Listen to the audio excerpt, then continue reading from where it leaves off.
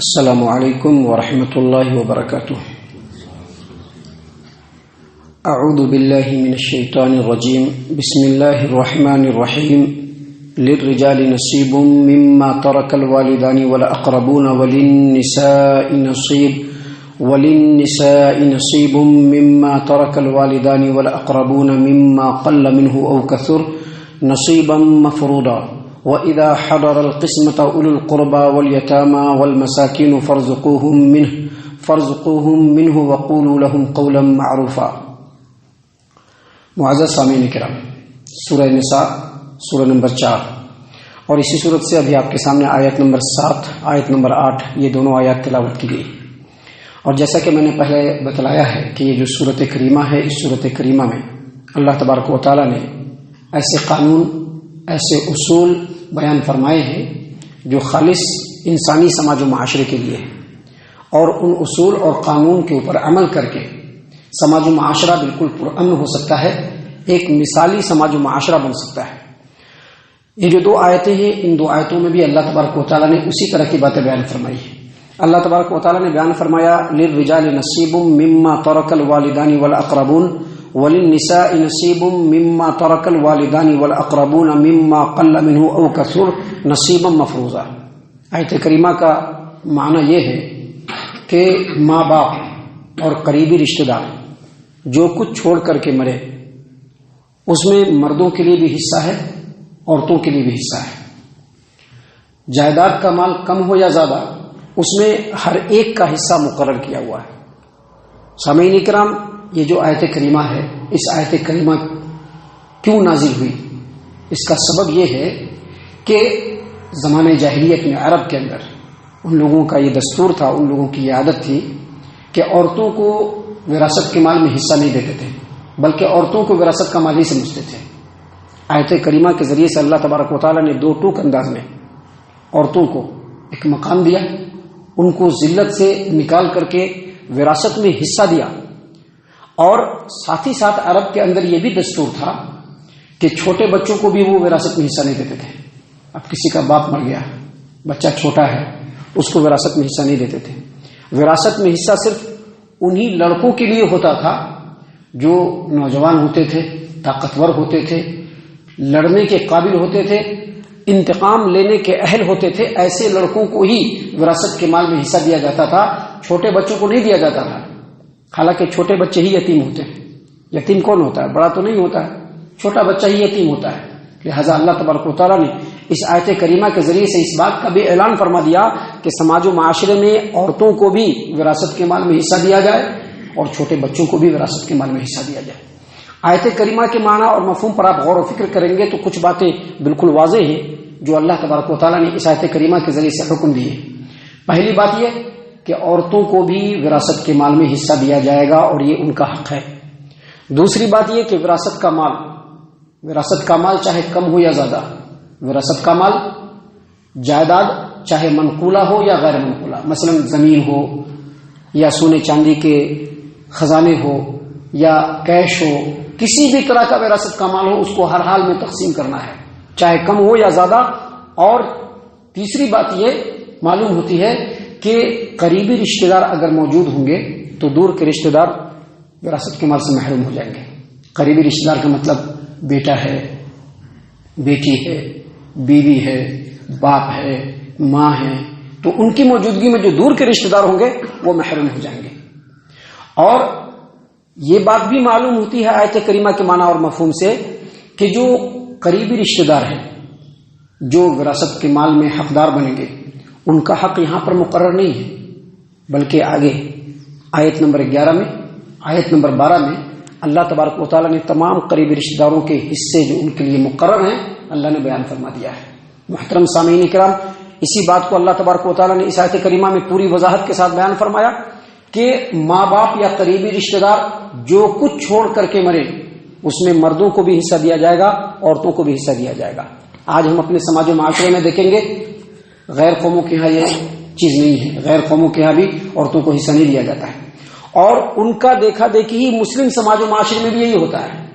اب باپ ہے، باپ کی پراپرٹی ہے، باپ چھوڑ کر کے مرا تو بیٹے آپس میں حصہ لگا لیتے ہیں، بیٹیوں کے بارے میں ان کا کیا خیال ہوتا ہے؟ ان کی شادی کیا ہے، ان کے شادی میں خرچہ ہوا ہے، اب وہ اپنے گھر کو ہو گئی، اب ان کو حصہ دینے کی ضرورت نہیں ہے۔ پہلی بات یہ کہ شادی میں آپ نے جو بے تحاشا اور بے شمار خرچ کیا ہے، شادی میں جو آپ نے فضول خرچی کیا ہے، کسی نے آپ کو کہا نہیں تھا کہ آپ خرچ کیجئے، یا کسی نے اگر کہا ہے تو اللہ تبارک و تعالیٰ نے نہیں کہا تھا۔ اللہ تبارک و تعالیٰ کی بات کو ماننا مومنوں کے لیے، مسلمانوں کے لیے پہلے ضروری ہے۔ اللہ تبارک و تعالیٰ کی نافرمانی کر کے سب سے پہلے اپنے بیٹی کے اور اپنے بہن کے شادی میں فضول خرچی کیا، بے تحاشا خرچ کیا، پہلی غلطی تھی۔ اور دوسری غلطی کیا کر رہے ہیں؟ اللہ تبارک و تعالیٰ نے ہر ایک کا حصہ مقرر کیا ہے، مرد کا بھی حصہ مقرر کیا ہے، عورت کا بھی حصہ مقرر کیا ہے۔ جب اللہ نے مقرر کر دیا ہے تو کسی کو حق یہ نہیں بنتا ہے کہ وہ کسی وارث کی وراثت کو اس سے محروم کر دے۔ لہذا اللہ تبارک و تعالیٰ نے اس آیت کریمہ کے ذریعے سے دو ٹوک انداز میں کہہ دیا کہ مردوں کے لیے بھی حصہ ہے اور عورتوں کے لیے بھی حصہ ہے، وراثت کا مال کم ہو یا زیادہ، ہر ایک کا حصہ اللہ تبارک و تعالیٰ نے مقرر کر دیا ہے، لہذا ان کو ان کے حصے سے محروم نہیں کر سکتے۔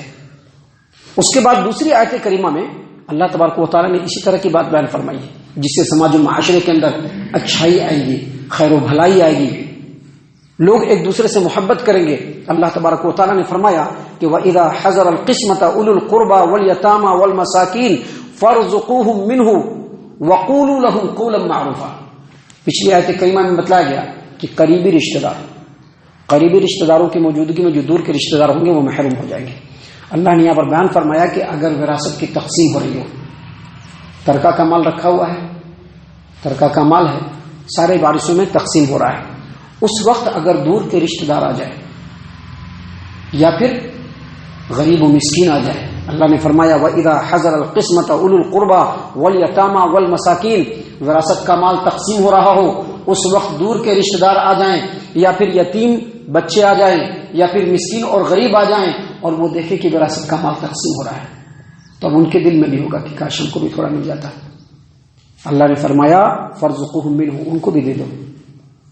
کیونکہ جب وہ دیکھیں گے تو ان کے دل میں، دیکھیے اللہ تبارک و تعالیٰ نے کتنی عمدہ،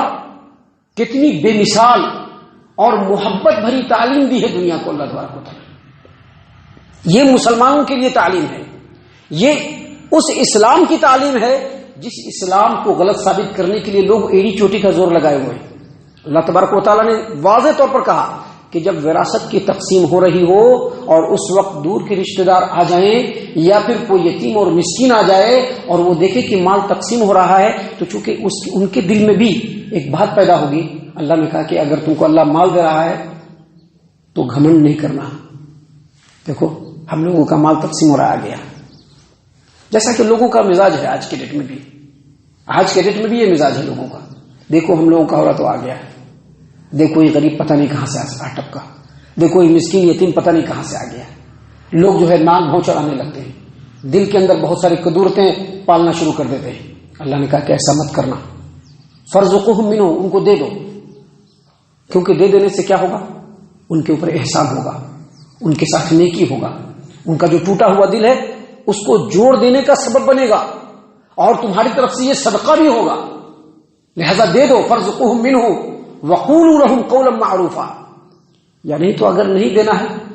تو اچھے انداز میں کہہ دینا ہے، لیکن دے دینا یہ زیادہ بہتر ہے۔ تو ان باتوں کو اللہ تبارک و تعالیٰ نے ان دونوں آیتوں کے اندر بیان فرمایا ہے، جو بہت ہی عمدہ ترین تعلیم ہے، جو انسان کے حق کو، انسان سے ہی انسان کے حق کو اللہ تبارک و تعالیٰ دلوا رہا ہے ان آیات کے ذریعے سے۔ محترم سامعین کرام، آگے اور بھی بہت ساری عمدہ ترین باتیں ہیں جو اللہ تبارک و تعالیٰ نے اس صورت کریمہ میں ہماری ہدایت و رہنمائی کے لیے نازل فرمائی ہیں۔ اللہ تبارک و تعالیٰ سے دعا ہے کہ اللہ تبارک و تعالیٰ ہم تمام کو ان تمام باتوں کے اوپر خوب غور و فکر اور تدبر کرنے کے ساتھ ساتھ ان باتوں کے اوپر عمل کرنے کی توفیق عنایت فرمائے، آمین۔ اللہ تبارک و تعالیٰ ہم تمام کو صحیح معنوں میں پکا سچا مومن مسلمان بنائے، اللہ اور اس کے رسول صلی اللہ علیہ وسلم کی اطاعت و فرما برداری کرنے والا بنائے، صحابہ کرام رضی اللہ عنہم کے طریقے پر چلنے والا بنائے، جنت الفردوس میں جگہ عطا فرمائے۔ اے اللہ ہم تمام کو جہنم سے پناہ دے، اے رب العالمین ہم تمام کو جہنم سے پناہ دے، اے مالک الملک ہم تمام کو جہنم سے پناہ دے، آمین یا رب العالمین۔ وما علینا الا البلاغ المبین۔